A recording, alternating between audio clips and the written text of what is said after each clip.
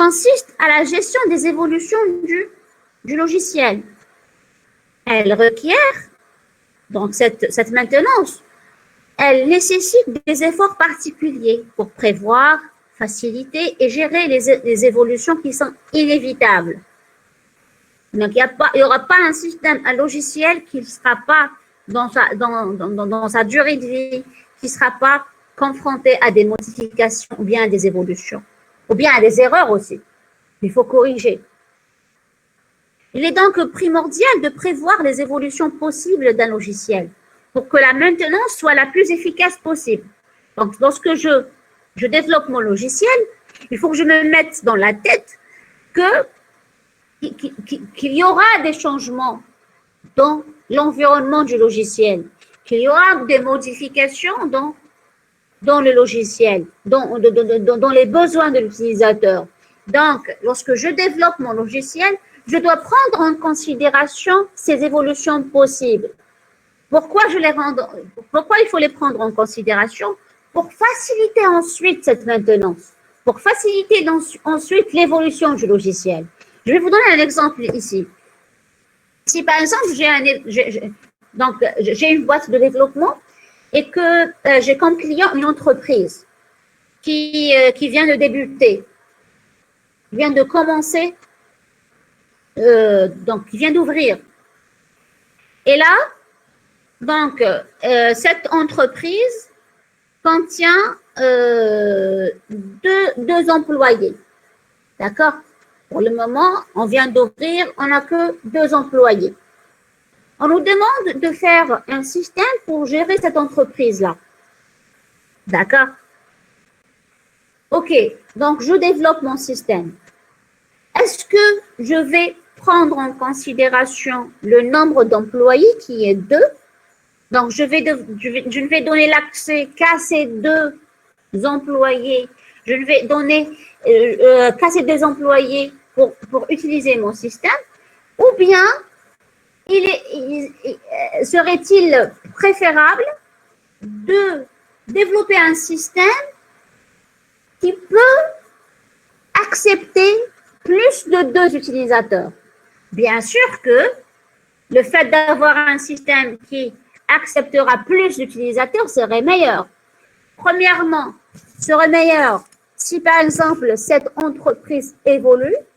Donc, si dans un an, l'entreprise va compter 20 employés, donc je dois faire en sorte que mon logiciel soit facilement adaptable à ce nouveau nombre d'employés. D'accord? Aussi,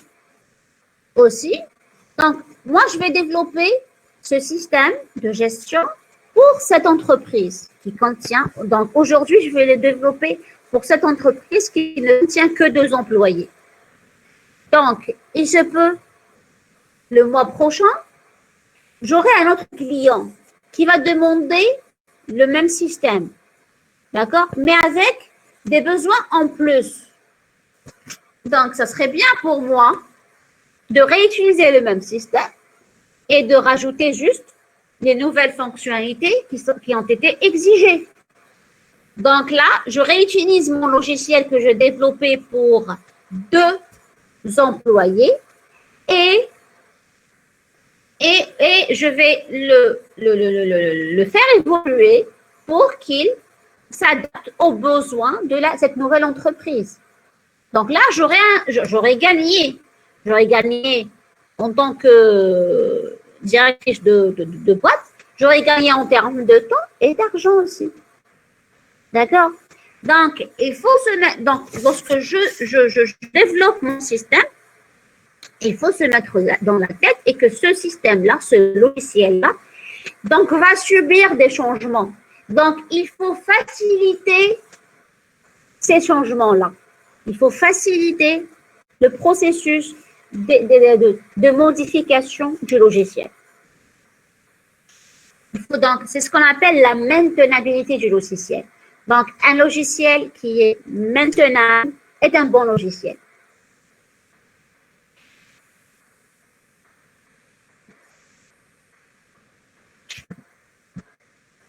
Il faut noter que sont très abstraits. Les principes qu'on vient de voir, donc les 7 principes qu'on vient de voir sont très abstraits. Ils ne sont pas utilisables directement, mais ils font partie du vocabulaire de base du domaine du génie logiciel. Ils ont un impact réel sur beaucoup d'aspects et constituent le type de connaissance le plus stable dans un domaine où les outils, les méthodes, les techniques évoluent très rapidement. Alors, comme résumé ici à ce premier chapitre, cette première introduction au cours du génie logiciel, et que le génie logiciel, c'est quoi? C'est l'ensemble des méthodes et d'outils et de techniques utilisées afin de produire un logiciel dans le but de faire quoi? Dans le but de maîtriser les délais, les coûts et avoir des logiciels de bonne qualité. Donc, dire un logiciel de bonne qualité, quand est-ce que je peux dire que mon logiciel est de bonne qualité? Donc, ce sera l'objet du chapitre suivant. Ici, je vais vous donner quelques références que vous pouvez donc consulter dans le thème du génie logiciel. Je vous enverrai les slides cet après-midi. D'accord?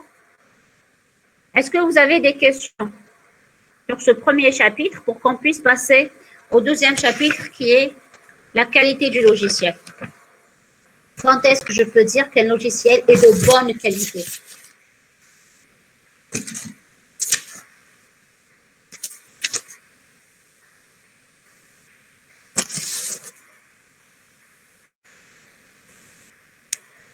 Pas de questions?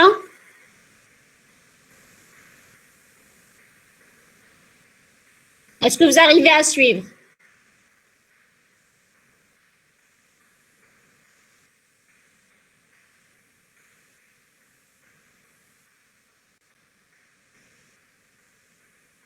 Est-ce qu'il y a une autre, est-ce que cette méthode vous convient ou bien vous me suggérez une autre méthode?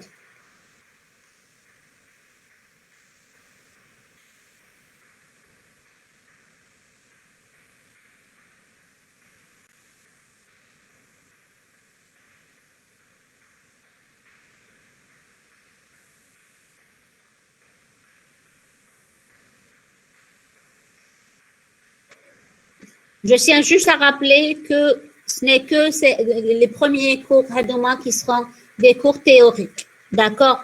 Par la suite, ça va être, on va entamer UML et ça va être beaucoup plus pratique. D'accord?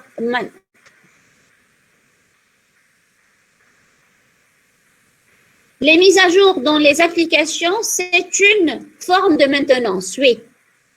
Parce que bon, les mises à jour qu'on connaît ont plusieurs causes. Premièrement, donc les fabricateurs de logiciels donc, nous disent que donc, il y a une nouvelle version d'un système donné. Lorsqu'on télécharge la nouvelle version, on voit que par exemple, l'interface du produit a changé, ou bien une ou deux fonctionnalités qui ont été ajoutées. Mais en général, lorsqu'on met à jour un système, c'est pour corriger les erreurs qui ont été détectées dans le système. En général, je dis bien en général. Parfois, oui, on fait des mises à jour pour juste ajouter de nouvelles fonctionnalités. Là, je suis d'accord. Mais parfois, on nous dit qu'on a fait une mise à jour d'un système et on a, par exemple, on a rendu l'interface plus belle, etc. Mais en réalité, ce n'est qu'une correction d'erreurs qui ont été détectées. En général, c'est ça. Donc, je redis, les mises à jour aussi, oui, c'est une forme de maintenance. Donc, la maintenance d'un logiciel,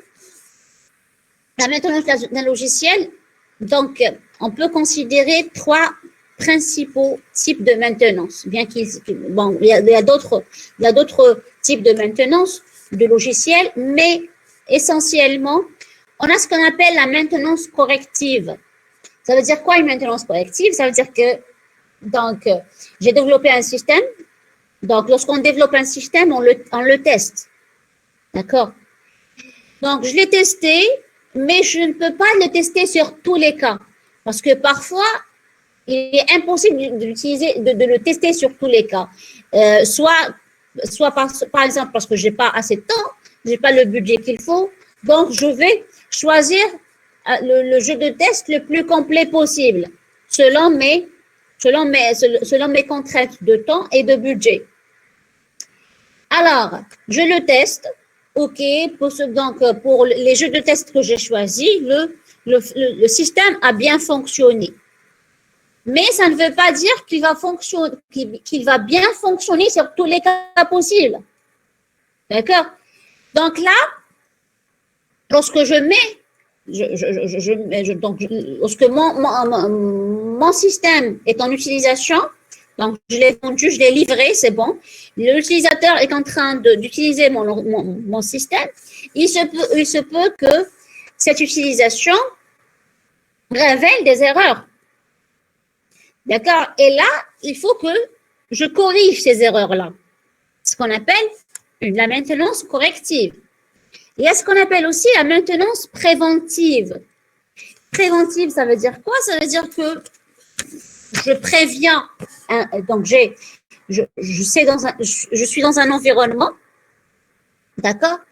Et je peux dire que, par exemple, je suis dans un environnement et je me dis, bon, je suis en train, donc, je développe mon système pour l'environnement dans lequel il est censé être utilisé, mais après, je sais que après il y aura un changement donné. Donc, il faut que je prévienne ce changement. Je vais donner un exemple plus concret. Par exemple, avant l'année 2000, les systèmes informatiques en général codaient la date. La date était codée sur 2 caractères seulement. D'accord? On prenait juste par exemple, 1999, on prenait que le 99, sachant qu'on est toujours dans le 1900. D'accord? Mais après, en arrivant à l'an 2000, il y a eu un très grand bug, le système informatique. Pourquoi? Parce que le fait de passer à 00 pour les systèmes informatiques, on est à 1900 et non pas à l'an 2000. Donc, ici, logiquement, les développeurs auraient prévenu ça avant qu'il y ait autant de dégâts. D'accord? Donc, il fallait penser au préalable. Avant de passer à ce blocage-là, il fallait penser que d'ici, donc je développe un système en 1996, d'accord? Donc, je sais que dans 4 ans, je serai à l'an 2000, donc je préviens, je dis qu'il y aura cette évolution-là. Donc, il faut que je la prévienne dans mon système. C'est ce qu'on appelle la maintenance préventive. Il y a aussi ce qu'on appelle la maintenance perfective. Perfective, ça veut dire quoi? Ça veut dire que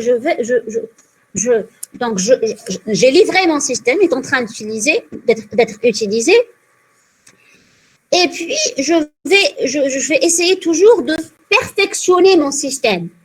C'est ce qui est d'ailleurs fait, par exemple, en Windows. Donc, on a plusieurs versions de Windows qui ont été donc livrées. Et là, ces différentes versions, donc d'une version à l'autre, on voit qu'il y a une évolution, un perfectionnement du produit. Et là, donc les gens, ce qu'ils font, c'est donc le fait de livrer mon système, le fait de le livrer, ça ne veut pas dire que je vais plus le revoir. Non, mais plutôt, à chaque fois, je revois mon logiciel, je lui ajoute des trucs, je lui ajoute de nouvelles fonctionnalités, je le perfectionne. Pourquoi? Pour rester toujours compétitive, pour rester toujours. Parce que il a acheté un logiciel. Il a acheté un logiciel. Donc, il a acheté mon logiciel aujourd'hui parce qu'il a trouvé qu'il est bien. Mais dans une année, par exemple, il découvre qu'il y a dans le marché un logiciel qui offre plus de fonctionnalités, ou est plus performant que le mien. Donc là, il faut que je sois toujours compétitive. Il faut que je fais évoluer toujours mon produit pour que je sois toujours compétitive dans le marché, sur le marché. OK. Donc, j'ai donné, donc j'ai dit qu'il y a la maintenance perfective, corrective. Il y a la performance aussi, ce qu'on appelle la performance évolutive. Donc, je fais évoluer mon logiciel. Et il y a la performance préventive. D'accord? Donc, ce sont différents types de maintenance qu'un logiciel peut subir pendant son cycle de vie. Est-ce que c'est bon? D'autres questions? Est-ce qu'il y a d'autres questions?